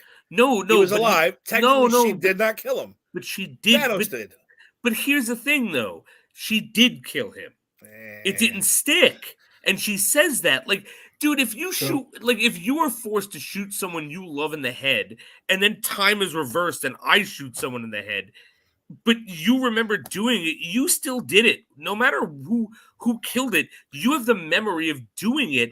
But I did it for the right reason. I did it to save billions. But the person who reversed time and shot him in the face did it for a completely different reason. But she didn't save the billion. She says it meant nothing. She killed him for nothing because Thanos was able to go bang. I take the stone. Fuck you all. Now I'm in charge anyway. And so also, that was her thing. She's a mentally ill person in this movie. I'm sorry, Ed. No, Jason. I didn't mean to cut you off. But she also does throw that in Doctor Strange's face that you gave him the time stone to do all this shit. That is tied into her. She does have a beef with Doctor Strange in general because of that. It's like, we did all this, and for what? Like, it's almost like none of it mattered. But how selfish is that? Is she the only one who lost? No. Yeah, is she the one that made major sacrifices? She's the only one that lost the way she did. No, she's the only one who lost with special powers. No, she's the only one who lost with magic. That's the easy one to do. And then Hawkeye was put in a situation where the person he loved gave themselves up, and he didn't get a chance to choose. Wanda had to end the person that she loved. Like, her choice was just as hurtful and just as different as all three of those. Well, the impact of what happened in Endgame and Infinity War is still being felt. Yeah. This movie has the repercussions of that. No, I know that. Of what still happens there. I think it's over. How do I put it? I think she's just a little like, no, I don't agree with her. I just don't. And I won't. No, but Jason's right. But I agree with Jason, though. She is mentally ill. Yeah. I mean, this is what happened because she's not. I don't agree with her either. I'm not saying that, like, I think this is the appropriate response to what happened. I think she has gone off the deep end and is no longer like, and to be honest, this Wanda Maximoff was never the Scarlet Witch we had in the comic book. This Wanda Maximoff was literally born from trauma. We got to see it in her show. And then she had nothing her entire life, and then she lost her husband, her brother, the only thing she had, and then she briefly had someone to love and she lost him, and then she created children and she lost them. I think this is an exploration of a very damaged woman who gets very powerful. Like, I think an argument can be made she's never been a good guy, so to speak, as much as she was aligned with the Avengers until she kind of went off the deep end. And also, not to get lost in this either, though, she's also been corrupted by the Darkhold at this point, and that's X amount of time. Yeah, so that's her logical reasoning. Her logical reasoning is long gone. They do mention that in this film a lot. I'll accept. I'll accept the Darkhold, especially and the WandaVision with Agatha knew she was coming. It's like, you're the Scarlet Witch now, bitch. You're gonna wreak some havoc on the world. That I get. Yeah, and she's I'm talking about for multiverses and stuff. I'm just talking about the basic character. I am not a huge fan of. That's all I'm saying. So I'm kind of glad that I think we're done with her, and I'm kind of glad. Like, I'm happy that we're kind of done with her and Vision. Vision. I never liked Vision either. I thought Vision was a stupid. I thought he was a stupid character to begin with. So I'm glad that they're both gone for now. We're going to need to find out what happens. Not gone. Vision. Yeah. Well, That's right, dude. the West Coast Avengers next year. Yes. Well, Rick, we know that you've been pushing for that since the bro. beginning. Yeah, West Coast Avengers #1, just sitting around waiting to become worth like $100,000. No, I think Wanda Maximoff's story arc in this film is extremely interesting, and I don't think it's the last we've seen of her. We will see her again. I don't really know how, but the belief is, and we talked about this on separate episodes of this show, is that we do think this is leading to a Secret Wars, big. That's going to be the next big thing that happens, a super big thing.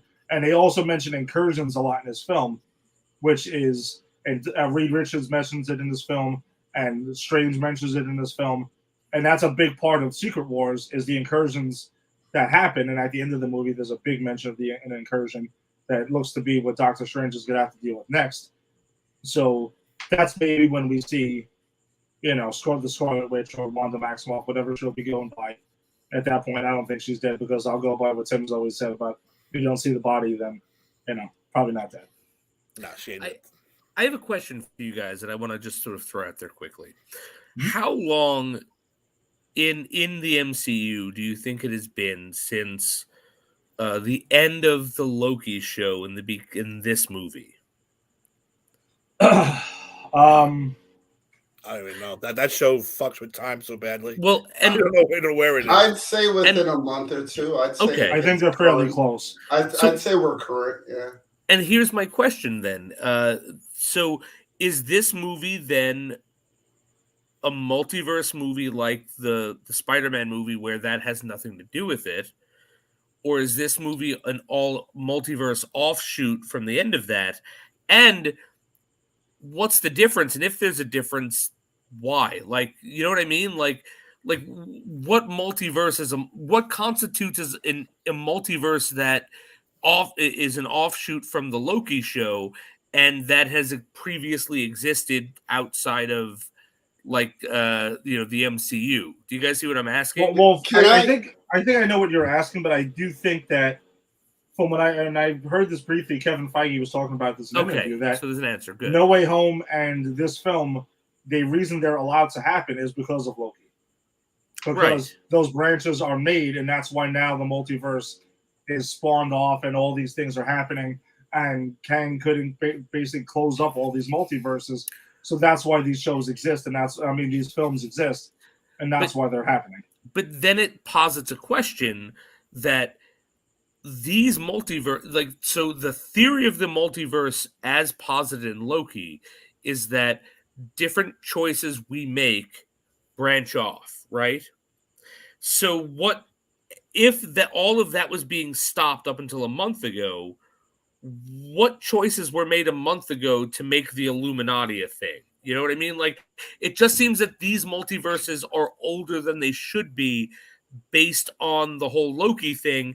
And I'm just genuinely asking, like, how I don't know how it all reconciles. Well, the way that I've always understood it is that the multiverse, and what Kang was trying to do with the TVA was stop multiverses from existing. Every time someone branched off, shut it down. Branch off, shut it down. Didn't mean they didn't exist. He was trying to get around to shutting them all down, but they keep popping up left and right. I see. Okay. So you see what I'm saying? So think of it like a bunch of weeds and flowers that are going. Or whack-a-mole. He's trying to stop them all, but he couldn't stop all of them just yet. His goal, his plan was to shut them all down. So we can just say that some of these timelines and some of these multiverses he didn't get to and close yet anyway. That makes sense. That's how that's been my interpretation of it. That makes sense. Rick, I'm sorry, you were going to say something. No, I had about the same, and my reasoning on it was going to be Ed sent me my comic book collection from New York, Florida, and he saw how random it is, and I've been reading a lot of it in the last 2 months, and in it I run into so many funny things. Like, people that see an MCU film that never read a comic book would think that all the Easter eggs and stuff was something that was just developed, as opposed to reading a comic book for 1998 or 88 or 78, where they would have a little asterisk and tell you to go back and look at, Spectacular Spider-Man. Yep. So it's like Marvel's been doing this its whole, the whole time it's been around. This isn't a new thing with the Easter egg thing. And secondly, like there's no rules when it comes to the multiverse, just like this film and just like my opinion on this film. And I feel like that with all the TVA stuff. Like Kang can give us an explanation of what he's been doing and we can be like, cool, that makes sense. And then they can introduce like Apocalypse and he could be doing his whole own thing. And like, that's cool. And that can happen too. I don't feel like these guys can really step on each other's toes. I feel like the universe is that wide open, which makes things like dominating every multiverse impossible, in my opinion. But Kang is trying to. So, Right. Yeah. Ultron trying to.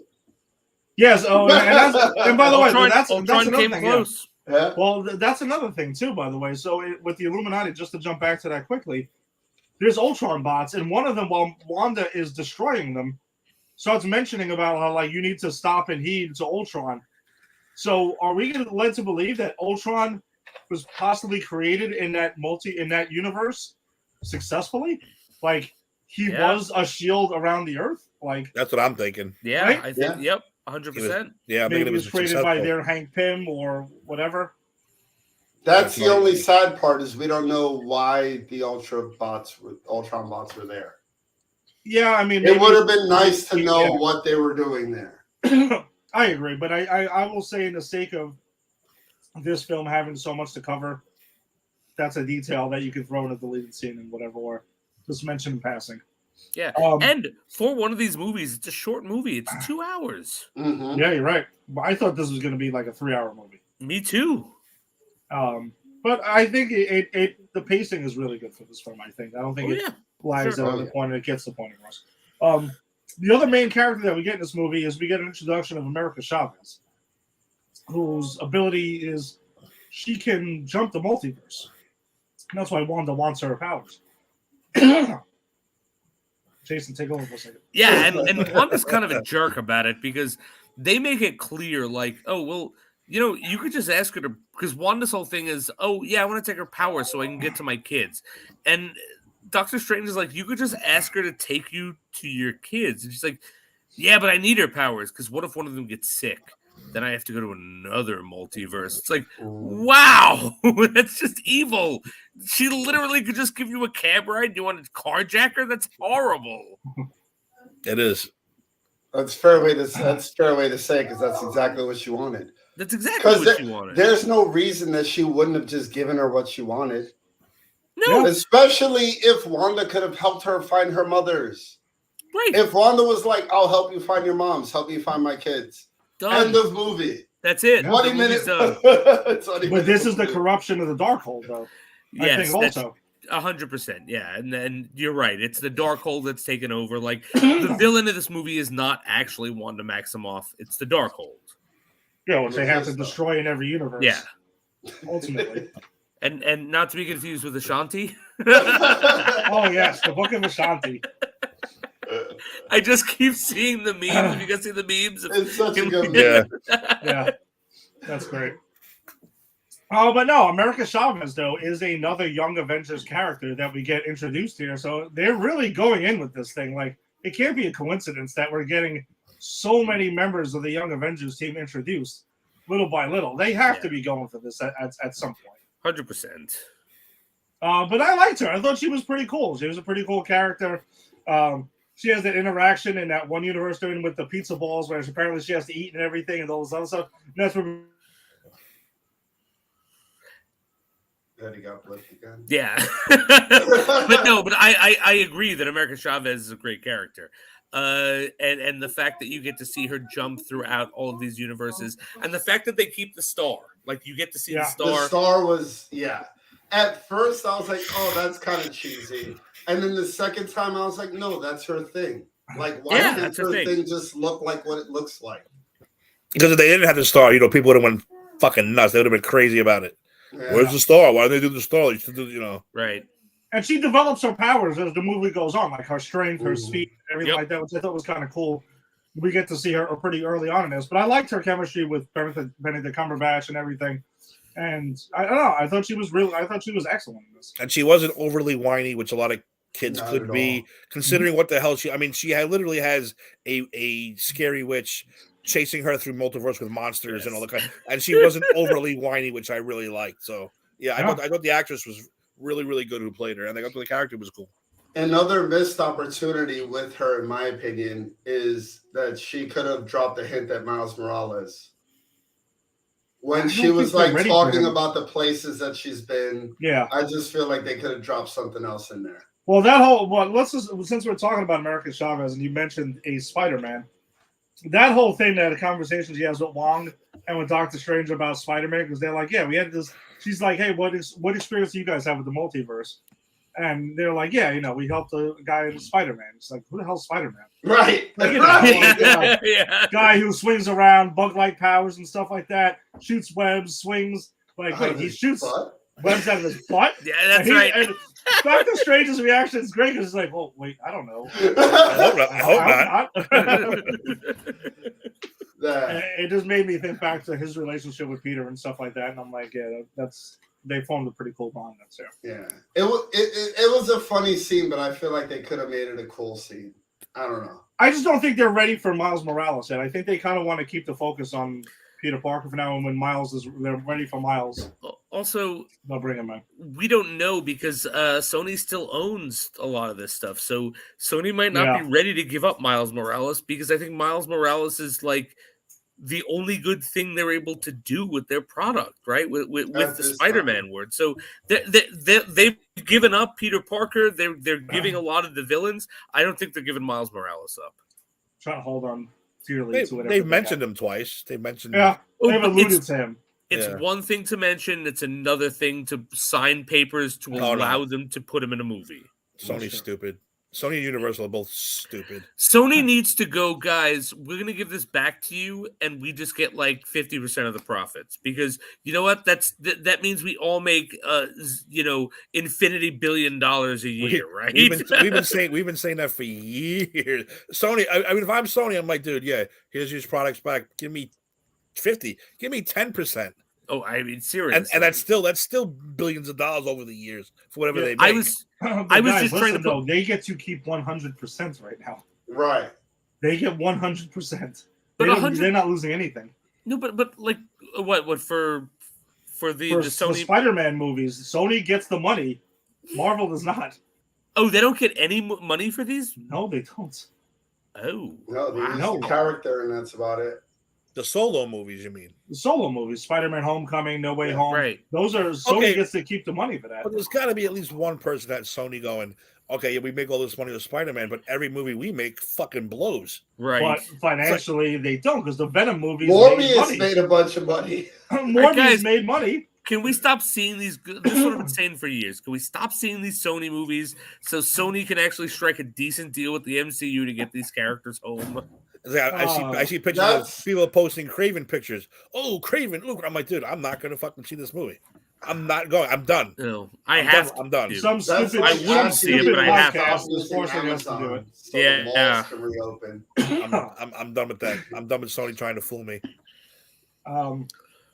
But yeah, so regarding this film, though, I guess we can jump into the mid-credit scene first. The post-credit scene, whatever, we can talk about briefly. Pretty much Doctor Strange puts this spell on Bruce Campbell's character. He's punching himself in the face, and then it comes back at the end of the movie. It stops, and he goes to the screen and he says, it's over. Which I thought was hilarious, and it was a callback to, like, Spider-Man Homecoming, where it's just kind of like, they're telling you the movie's over. Yeah. Can I pose a hot take here? Ooh, Stan Lee is dead, and it's sad, and we don't get any more Stan Lee cameos. Oh, boy. Can we make fucking Bruce Lee the Stan Lee cameo? Bruce Campbell. I'm sorry, Bruce Campbell. I'm sorry. It would be even better. I put them together. If it was Bruce Lee, that would. Can we make Bruce Campbell the Stan Lee cameos? Because my God, I loved seeing him. It was like because I love the Raimi Spider-Man movies. Seeing his cameo, I was so happy. Like, can we just put him in every one of these movies? You like him more than do a backflip guy? Yes. I kind of like Bruce Campbell. Bruce Campbell, I like better than do a backflip guy. Bruce Campbell's legendary. He is. I say Bruce Campbell or Deadpool. Bruce Campbell or Deadpool. Deadpool. I'm so sad Deadpool wasn't in this movie. Well, I mean, but Deadpool's I don't think there's any place for him Couldn't in this sneak movie. him in somewhere. I don't When the think there's Illuminati anything. are meeting, have him sitting in the background or walking by. I don't know. I'm gonna be honest. I don't think that would have worked for me at all. Yeah, I didn't expect to see Deadpool in this movie, No. to be honest. Nah. I think plus Deadpool's first MCU appearance should be in his own film, and Yeah. let him do his own thing. It better be raunchy. Nobody's first MCU film appearances in their own films. Everybody always shows up in other people's stuff, Not necessarily. for the most part. Most of the characters kind of start their own film. I mean, Iron Man, Captain America, and Thor, and, Doctor Strange. Yeah, Doctor Strange, and then there was That's the main four. Outside of those four, everyone else has appeared in everything else. Even Spider-Man. Spider-Man did not make his first. Did Spider-Man make his first appearance in the? No, that's the one that you get. But then the Guardians of the Galaxy. Hawkeye did not make his first appearance in the Hawkeye show. Hawkeye never got a Hawkeye movie. That's why. Right. I mean, Black Widow. I can name way more people that didn't make an appearance in their first one, but I don't know. These guys get their hat tipped at them and then they show up. Shang-Chi, the Eternals, Captain Marvel. Captain Marvel. Yeah, we can keep going. Is Whatever, Shang-Chi it really doesn't matter. part of the MCU. Oh, very much. Very something much that's so. going on right now. Kind of very much a part of the MCU. All right, so let's talk about the mid-credit scene before we wrap this thing up. Yeah, so Doctor Strange at the end of the film pretty much kind of like gets the eyeball thing in his head, which seems to be a repercussion of him fucking with the Darkhold towards the end of the film. But then we get the mid-credit scene where Charlize Theron goes ahead and rips through fucking reality and is from the. You can tell she's coming from the dark dimension because as we saw in the first, we know what the dark dimension looks like in the first Doctor Strange film, and she is clear. She is Doctor Strange is pretty much like she was also I believe pretty sure currently she is the Sorcerer Supreme, and going by Doctor Strange at the moment currently in the comics. Right. I think you're right. At one point is married to him, and is also Dormammu's niece. That's gonna get retconned. Yeah, what I'm talking about is in the comics. I'm not talking about what's going on in MCU. Because you said they're coming from Dormammu's realm, right? Like that. When you rewatch it, you'll see when she comes. Yeah. She's clearly coming from the dark dimension, and says there's an incursion that you caused. We need to come fix this shit now. By the way, this is the end of Back to the Future. Yes, Marty. We've got to go fix an incursion in the dark dimension. It's something about your kids, Marty. The assholes. Oh, that's great. But yeah, Charlize Theron's in the fucking MCU now. That's cool. That is cool. But also, guys, Doctor Strange has 3 eyes now? Question mark. Like so, apparently. Go ahead. I'm sorry. Go ahead. In the comics, at one point, apparently the eye of Agamotto is the eye in his head. Oh, okay. Which I did learn by reading up on because I had some questions about that too. But apparently that's the thing. We're going deep comic in this phase of the MCU, which I love. It's pretty. No, I'm in for it. I'm learning new things. It's changing in so many ways that I thought that it would have fallen flat on its face by the time we got to this phase of the MCU. I've told Eddie about this for like 10 years now, where I'm like, oh, when we get to the Micronauts and all this, West Coast Avengers and all this stuff that I was telling Eddie that would never happen is now like coming to be. I never thought any of this was going to interest people, and people are all about it. And I think the biggest part about it to me is the Guardians of the Galaxy. Yes. It's the group that you never fucking heard of in your entire life, regardless of how many comic books you own. You might own 20 Guardians of the Galaxy comic books and have never read them. For me, that was the ultimate buy-in for Marvel fans, and it paid off so well. And Ant-Man followed up, in the same boots of lesser character with a huge payoff. And I think that's the deal with all this magic and space stuff right now. Is people like me, I'm in. What do you want to do? You want to go under the water? You want to go to space? Or another universe? I'm in. Well, we say it, hashtag in Marvel we trust, right? Yeah. Because they've earned it at this point, so now you'll get us to do that. Or ultimately, what Marvel wants is they want to do what I have with Guardians of the Galaxy. When they announced the movie, I'm like, who the fuck is the Guardians of the Galaxy? And I went to the comic store and I bought the comics, and I was like, okay, I'm going to start reading the Guardians of the Galaxy because I see they're restarting with #1. And then 2 years later, I'm still reading the Guardians of the Galaxy before the movie came out. I'm like, oh shit, I love this. People are going to love this movie. As much as they see a fucking talking raccoon and a tree, they're going to dig it.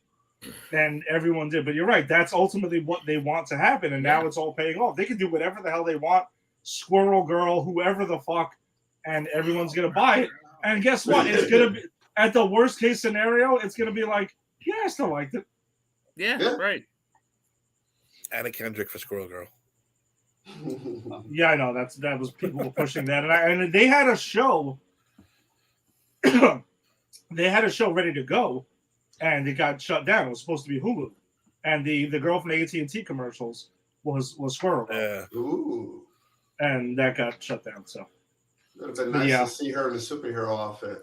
Man, I wish I knew we were talking Squirrel Girl. I have an action figure. Of course you do. So wait, Doctor Strange marries Clea at one point. Yes. Ooh. She is the niece of Dormammu. Yes. Am I the only one picturing Dormammu in a tuxedo at this wedding? Because that's the only thing. That's the only thing running through my mind for the last 5 minutes is. I'm sure. I just got out like the first time. Giant-sized Doctor Strange 1995 probably has that fucking panel that you're looking for. Oh, for sure. I'll see what we can find out about that. I said you were here to die. 5 years later, he's marrying my niece, and I'm the best man. Mazel tov, they're married. Yes, Dormammu is Jewish. I remember when he came to bargain. Yes. That's right. Even better, the drunken speech. This motherfucker put me in a time loop. Son of a bitch. This motherfucker. All right, Uncle, relax. I remember this motherfucker. I want to come to bargain. You know what I came for, Strange? The free booze.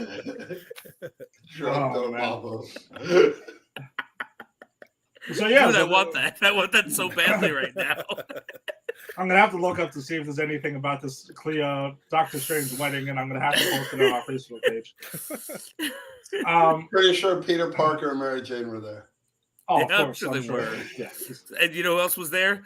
Mephisto. There's no way Mephisto or Lady Death was missing that wedding. Mojo was watching it on TV like it was the royal wedding. Wonder Man was there, and then he died after. He died during the wedding. They have to sacrifice Wonder Man for the wedding to be official. It was worth it.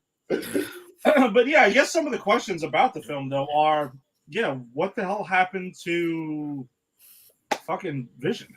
Like, he's never in any of these layers of the multiverse at all, which I thought was a little strange. No pun intended. But, well, I see. I didn't because she's not looking for him. And I get it. But why not though? Well, here's the thing though. Like, who said that those are her kids in the multiverse with Vision? As Tim said, Vision's a machine. Like, unless Tony Stark and the Infinity Stones were going really overtime to make him a human male, like, I don't know how he would have kids. Like, she created them. One could make the argument that she created them from the fabric of the multiverse, that these were always her kids, but they're not always her kids with Vision. She can't have kids with Vision. We don't know who the father is. So I think that's why Vision was absent, because he's not the father. You are not the father. That's right. We got MJ jumping in here. Yo, what's up? What is up? Thanks for checking us out tonight. Is it Mary Jane? Could be. That's awesome if it is. Multiverse. I think you guys are being too literal on this Vision not making any kids thing. Well, he can't have kids. Is a humanoid. She created a sentient being. Yeah. I don't know. He was made in a lab. One can only make children with one. No, most of us were not made in labs. I'm not letting you get away with that. That's A. And B, my microwave could be sentient. It doesn't mean it has sperm or like eggs to make children. You guys don't know about magic babies. All right, listen. Whenever he had the damn, when he had the damn soul stuff in his head. Oh, yeah, I'm gonna write that down. I'm gonna write that down in the book of quotes. You guys don't know about magic baby. You guys don't know about magic baby. And on that note, no, when he had the Infinity Stone in his head, he could have literally. I mean, he made a cape come out of nowhere. He made who the hell knows? He could have been like, listen, reproductive organs, bang. I don't know. Who the fuck knows? No, right. But the thing is, my point is, he could have, and that would have made sense in 616. Yeah. Things just do not play out as we know in the rest of the multiverse. So, but she still has these kids. I'm just saying that maybe 616 is the multiverse. Wanda is not supposed to have kids. The only reason she did is because her grief made her so powerful that she made the walls of the multiverse bleed. Right. But the thing is, like, I'm thinking the reason we don't see Vision is because the implication is he's not in her life in these other like sort of multiverses. And I think that may or may not be important in the future. No, it wasn't a make or break thing for me. I was just kind of curious to know. Like, I thought we would have seen something of him, or White Vision could have showed up and said, oh, I request elaboration again, or something like that. I mean, no, I just want to know what they're going to do with him because he's apparently out there somewhere. Yeah, he's about there somewhere. So I'm just curious to know he's cutting. If not now, when are they going to use him again? He's cutting a new metal album. Right? We find out. White Vision. White Vision out there cutting that album. You know that's something Taika Waititi would do in fucking like Thor: Love and Thunder, where we would find out some crazy shit. Yes. The Visions are recording a metal album the whole time. He's like, yeah, you don't know what to do with White Vision? Don't worry about it. I'll take it. Come on. I got this. I got it. don't worry there, Kevin. I got your back. All right. Anything else on the film before we wrap it up? Mysterio was right. Really? About everything. Wow. Still right. You're still holding out for Mysterio. Yes. All right. Okay. He was right.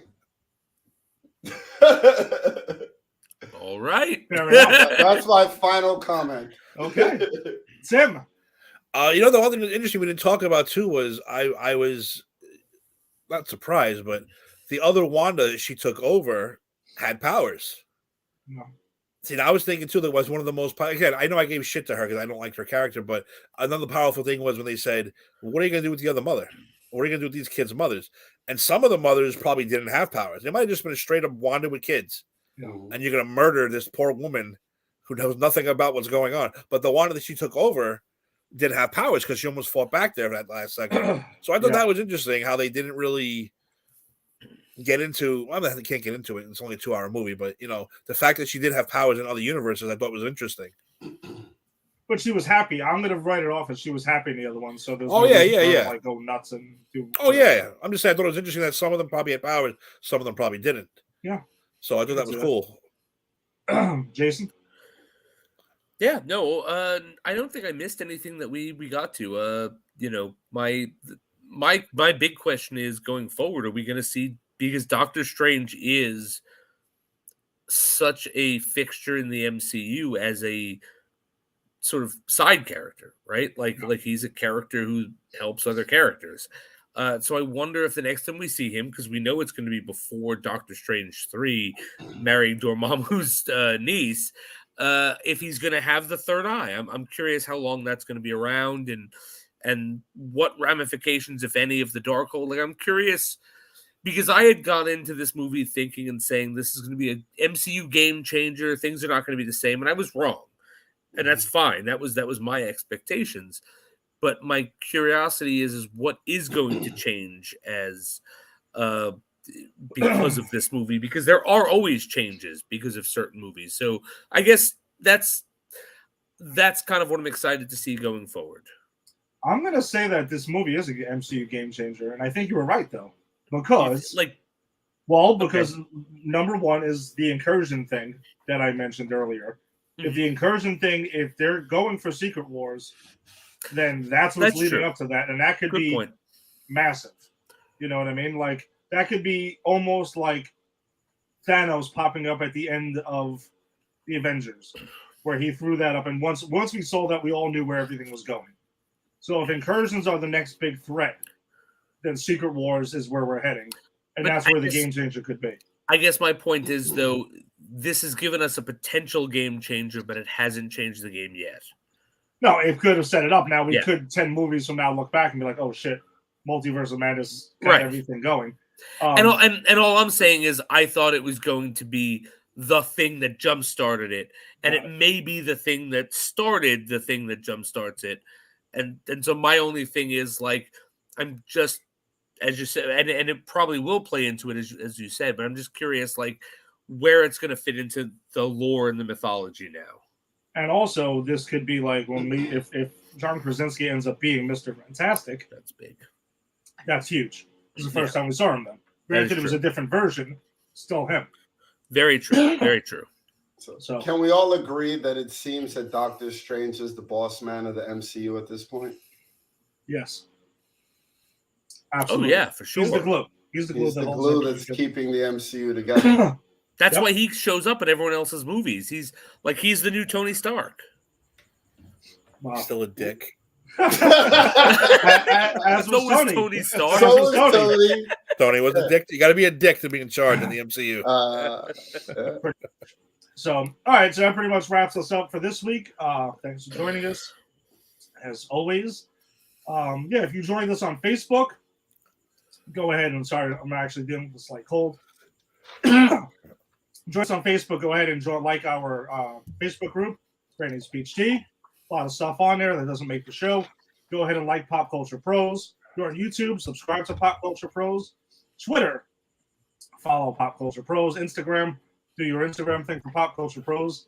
Every week I keep saying this. Still don't know what the hell it is, but do that. Like it, follow it, whatever. Subscribe wherever you got your podcast. Check out all the cool stuff. Check us out next week when at Granny's PhD we'll be talking about the latest in the CW verse. We won't have a streaming show, and we're gonna mention what movie we're going to. We'll go ahead and talk about next week because it's currently undecided for the first time ever. So we will see. We don't know. Hey, I'm going to throw out a suggestion real quick. We have one on the table, but go. The Hulk TV movies. Oh my god. The one with Daredevil? Yes, because the anniversary Thor? does all of them. Yep. See, here's the thing. If we do the Hulk TV movies, then we have to be going into we're going into a deep dive of the Hulk. And we have to have time for that. Yeah. Okay, I'm just throwing it out. Fair enough. Because it's on the docket when we have the time to do the whole Hulk verse. That's all. We got to do the whole. We'd like to do. Yeah. Well, whatever. We'll figure it out. We'll announce it next week. You like Tim? Hulk is so good. It is. That's the animated movie. Yes. If you'd like to hear what Tim had to say tonight, you like Rosalind, go ahead and check out Tim and Eric on Tuesday nights on the Just Too Sweet show. You want to get more Tim and Eric, Friday nights on A to Z. And Jason, I hear they cover everything from Airplane, and by the way, look at my shirt. Yes! Nice. To Zeppelin. Oh, what? Wow. Double Tim, entendre. is that true?